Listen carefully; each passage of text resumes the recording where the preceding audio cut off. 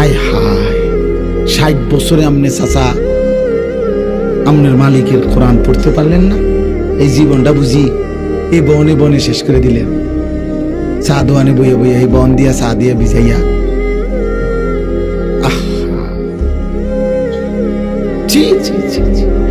অসংখ্য বুড়া মানুষ, হাইসা কি লাভ?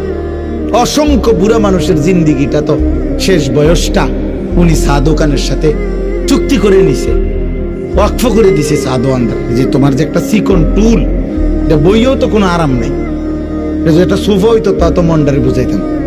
চিকন টুল, এটার মধ্যে ঠিক মতো তো পিছনের সাইজ পুরোটা হাঁটে না। এইটার মধ্যে বিকাল 3টা বা 4টায় আইয়া বইয়ে, এই যে আল্লাহর নাম লইয়া বইছে চাচা, রাত 9টা বাজে 10টা বাজে বাজ্জানের নাম। কি করেন চাচা এখানে বসে? কি করেন আপনি?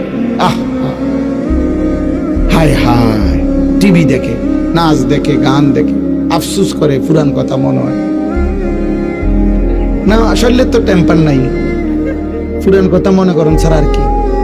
হ্যাঁ, যদি বলেন এভাবে বল, তারপরেও যদি কোনো বুড়া চাচার লজ্জা হয়, তাইলে ওই লজ্জা তো আপনার নিয়ামত, আজ দুনিয়ায় যদি ফিরে যাইতেন।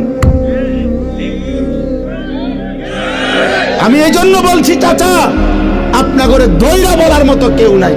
আপনা করে বলা উচিত, সাধু আনতে ডাইন্না বাইর করা উচিত যে মুরব্বী, আপনাকে আল্লাহ তাআলা এই হায়াত দিয়েছেন সাধু আনে নর্তকে দেখার জন্য না, আল্লাহকে ডাকার জন্য, আল্লাহকে সেজদা করার জন্য, আল্লাহর কালাম করার জন্য।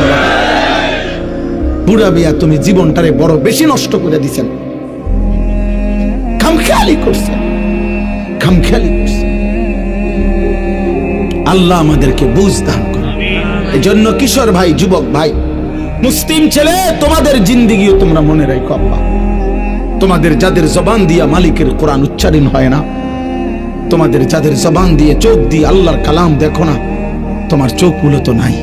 এই জন্য আল্লাহ কোরআনে বলছে, এবার শুনেন, আল্লাহ গাফেলের পরিচয় বলছে। গাফেল কারা? খোদার কসম, আল্লাহ বলছে যাদের দিল ছিল কিন্তু আমি আল্লাহকে বুঝে না, যাদের কান ছিল আমি আল্লাহর কথা যারা শুনে না, যাদের চোখ ছিল আমি আল্লাহর কুদরত, আমার আয়াত যারা দেখে না, আল্লাহর কসম, আল্লাহ কোরআনে বলছে ওরা গাফেল, ওরা গাফেল, ওরা গাফেল। ওয়ালাকাদ যারানা লিজাহান্নামা কাসীরাম মিনাল জিন্নি ওয়াল ইনস লাহুম কুলুবুল লা ইয়াফকাহুনা বিহা ওয়া লাহুম আযানুন লা ইউবসিরুনা বিহা লা ইয়াসমাউনা বিহা